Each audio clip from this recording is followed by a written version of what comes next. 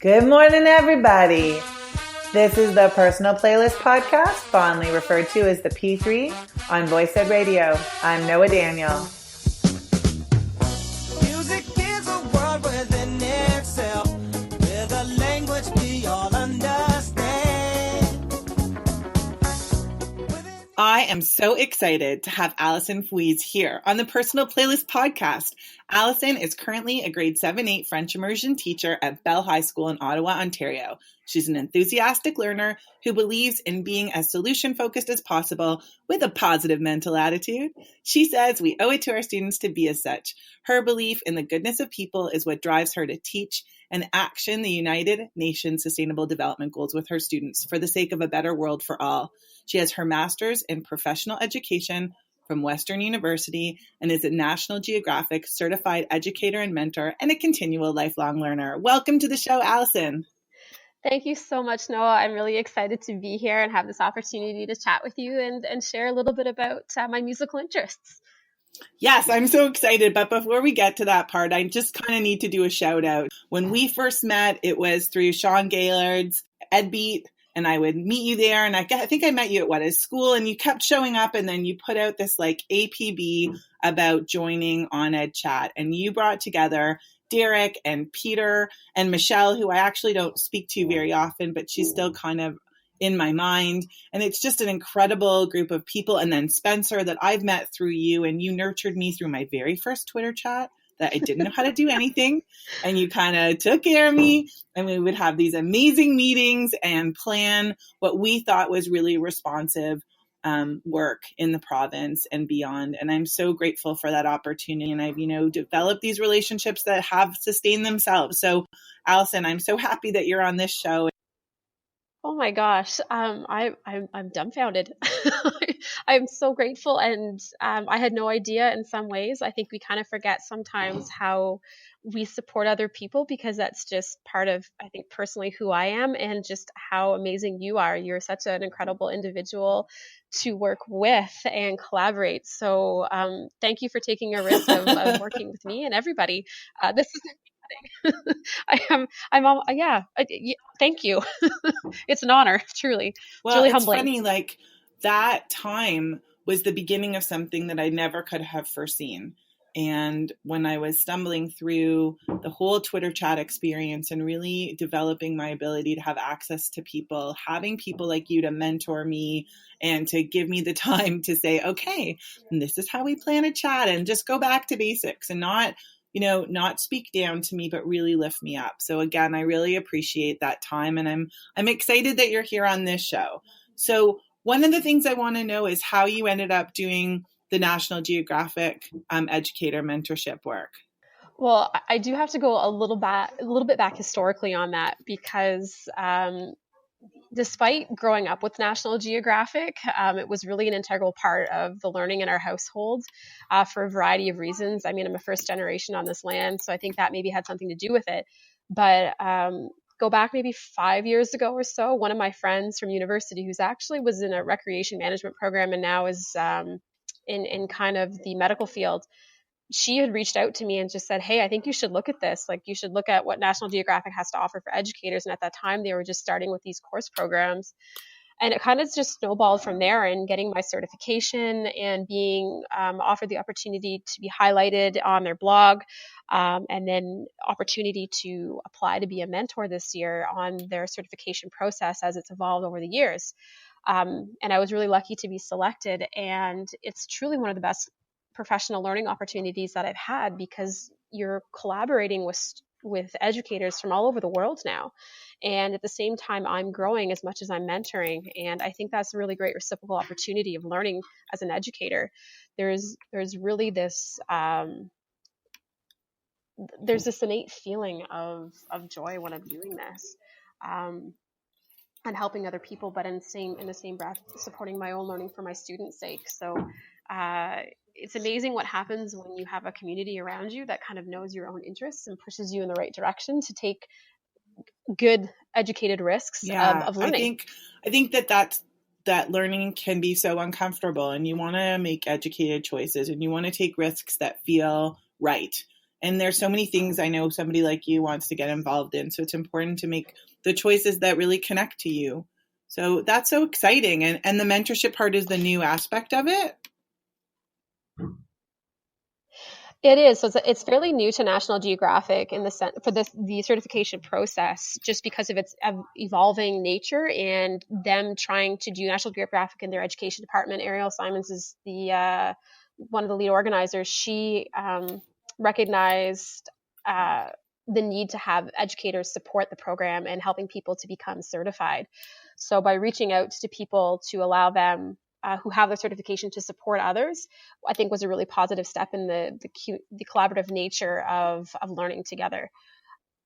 Sounds like that kind of training really gets you thinking wide and long.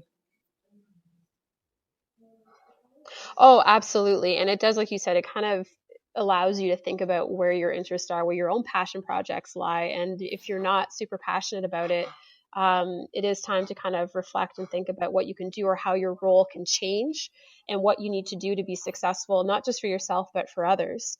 And being in the supportive community environment is helpful on all accounts, not just for myself, but for those taking the course and the mentorship group themselves, how we support each other to be positive for those taking the certification. That's so cool. Well, I want to support you as you share 3 songs with us. So you have selected a nostalgic song, a song that reflects your identity, and a song that lifts you up, picks you up, makes you want to have a good time. So I inferred that from the song choices, but tell us a little bit about the process of choosing your 3 songs.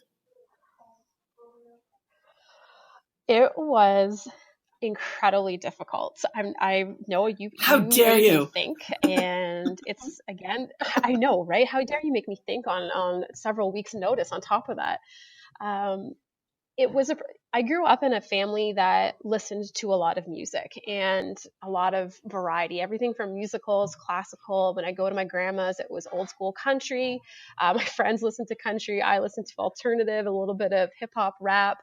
Nana Muscuri came into our household a lot, and Simon and Garfunkel, Lorna McKinnon. Like all of a sudden, a list of 2,000 plus songs was written down, and then I went through my iTunes. Like I honestly could think of memories attached to every single song. And then when I was thinking about what songs weren't on my iTunes list or when I stream music, I would just keep on going and thinking this is a never ending process.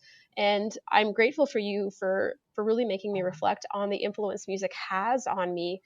Even though we integrate it into our learning space quite frequently, I kind of forgot how it impacts me and how it supports me as just being a human being, and my own well-being. And it's incredible. So it was tough. I appreciate, like, one of the things I say, and I've learned through the show, is that music is a way in and a way out. And sometimes we need that time to reflect just for ourselves on the greater purpose that is music in our lives. So let's talk a little bit about your nostalgic song. I admit that I had to laugh about this choice.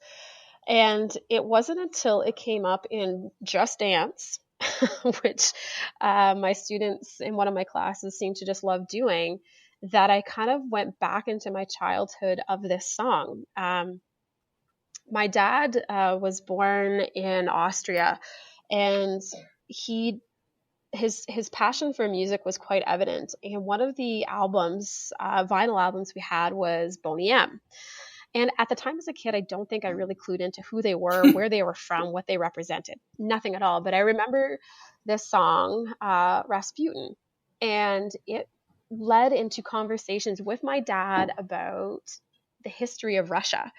And I just remember just sitting there and having this song come on and just kind of not understanding the words. Like, if you think of the words of this song now, I don't know how I was, I kind of wonder how I could listen to it back then. But to understand how song and history come together, and a group that was really not even connected to Russia per se, that they were just singing the story of this figure in Russian history, and how that kind of sparked me into becoming a lover of history, thanks to the musical choices of my dad. Boney M is also too like a group, when you look at them now, how diverse they were in that time frame of music. And even when you look at the video, I admit that I had never looked at the music video until last week when I finally selected the song and went, huh? There, it's it's just, I got to do some more research on this group, to be honest with you. But it was truly something that was connected to myself and my father, and history, learning, and just something that was kind of a fun song. Okay, well, this Eurodisco hit by German-based pop and Eurodisco group Boney M about Rasputin, the friend and advisor to Tsar Nicholas II of Russia, and a very interesting take on him as playboy, mystical healer, and political manipulator.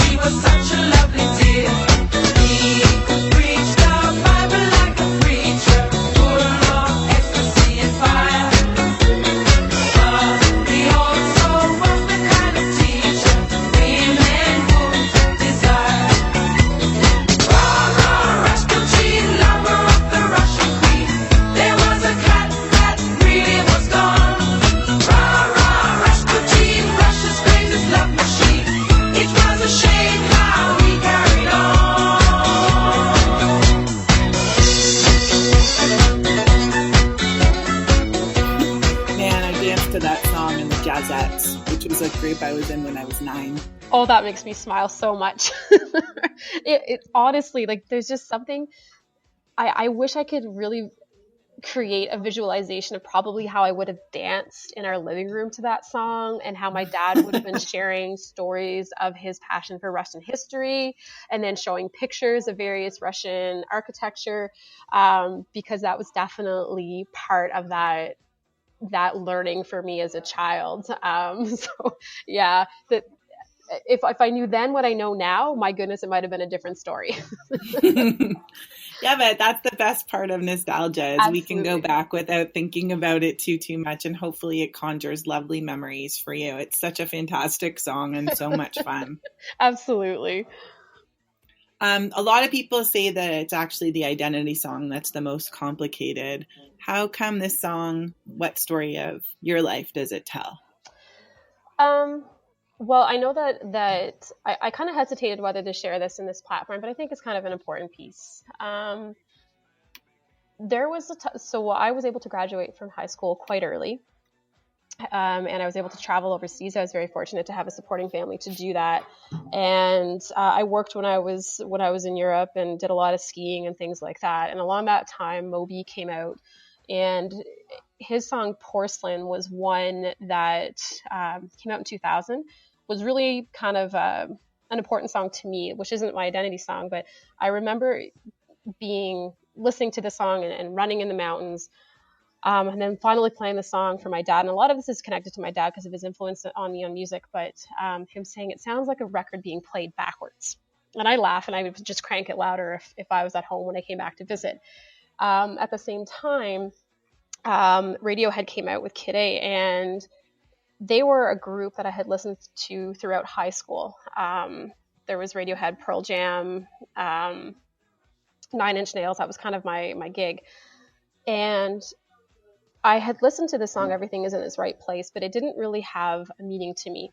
It was just a really cool song, a calming song. Fast forward a few years from 2000, and my father passed away quite unexpectedly. And it was kind of a time frame for me that I was not dealing with it very well. And I don't think anybody deals with a passing that's no, like, something that we're not aware of coming. And so this song ended up kind of being a calming factor for me, of reminding me to be grounded. It also made me laugh because it was another one that my dad kind of thought was more so a backwards record being played. But the lyrics and how Tom York expresses the message of the song, and how he says lemon in the song, and how it can kind of quickly just calm the mind with the rhythm of the song, and just remind me to be in the right place, that everything is as it is. It will be what it will be. We do have an opportunity to shift things if we need to, but ultimately we are in charge of our destiny, for the good, the bad, or the ugly. And this song exemplifies that for so many reasons. And it is actually a song I still listen to on a regular basis, to calm my anxiety, sometimes to lull me to sleep, to be honest. It's part of my relaxing playlist. And it's the group itself, the band itself is one that I connect with really well too, for who they are and who each individual is in that band and what they've done for music. So there's a variety of pieces to that, but ultimately it comes down to a grounding sense that it gave me back in the day, and that it still to this day reminds me to be true to me, to be calm, to let things be, and to breathe. Wow. Wow. I'll let the song play.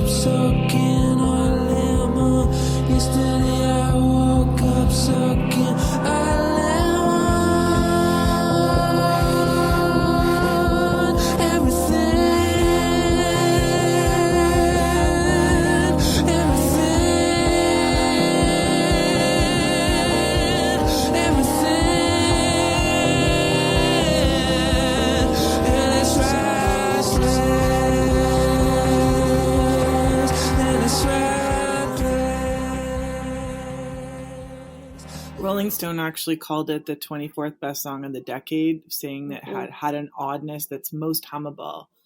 That's a profound Radiohead song, everything in its right place. Hearing it now, does it feel right? Absolutely. And I think how a song can conjure up memories of the good, the learning, the painful, but yet still sort of just ground you to be in the moment, to be present. That's not easy to find, and it's not easy to necessarily connect with a song like that. I think that's why what musical taste is so varied, and I think we all have our own perspectives of what music can do for us. But Radiohead as a band has always been one for me that has created like a safe place when they're in my ears. That song just stood out more than others to me, although there were so many songs on my list from Radiohead that were identity or even nostalgic because of my time frame of growing up, without dictating my age by any means. But it's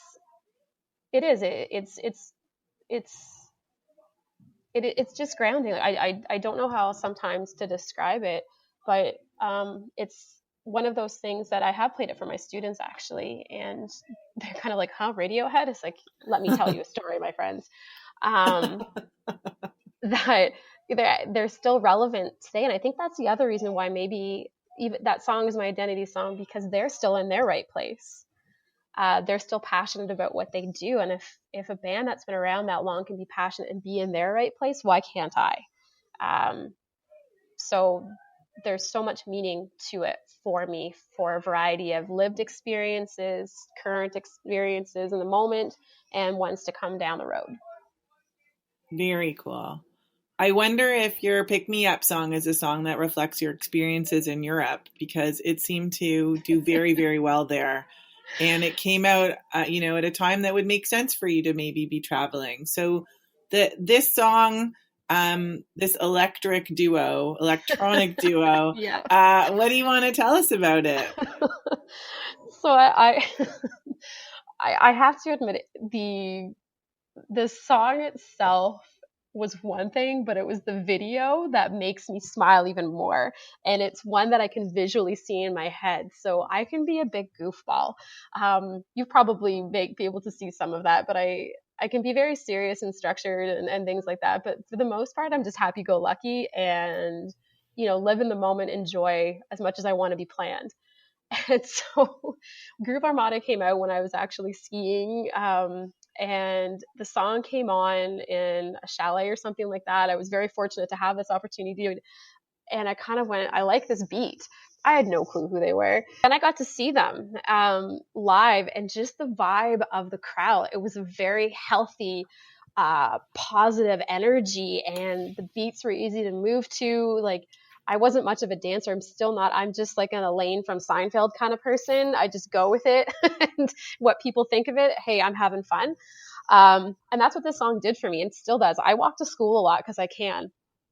And it's on my playlist because of the goofballs that are in the video, as they try to bring this speaker from one location to the other, and how they're just trying to move their way, get to where they need to be. They're not being too serious about it. They're exploring on their way, which is what I kind of do. I just kind of look around me, see what's happening, appreciate my surroundings. But I'm super styling it while I do. I'm not too concerned about how I'm being visualized walking down the street. And if I happen to be singing out loud, so be it. But that's what this song does for me. It can take me out of any sort of mood. Not that I want that very often, and just instantly make me smile because I have the video in my visual mindset, and then I just also have this song beat and the rhythmic moves to it, and even just the lyrics in and of themselves are just outstanding for me. I will definitely make sure to have those videos as part of the blog post so we can enjoy the visuals along with the groove. So let's play it, Super Stylin' by the English duo Groove Armada.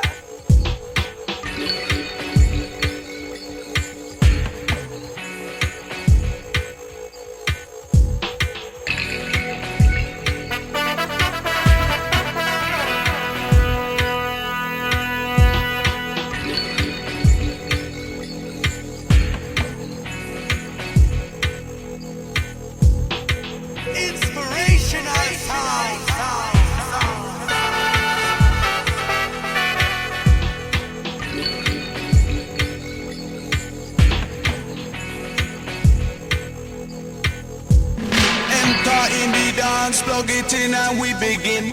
Crowd up in the center, they watch for the rhythm. Watch the way we drop it in a mix time. Rise and amplifying when we come in with the swing.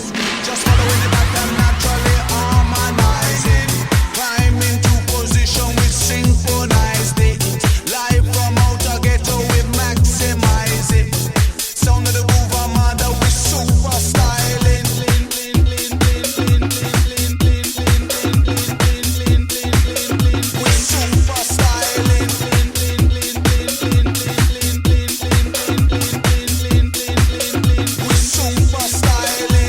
Sometimes when you feel the pressure, just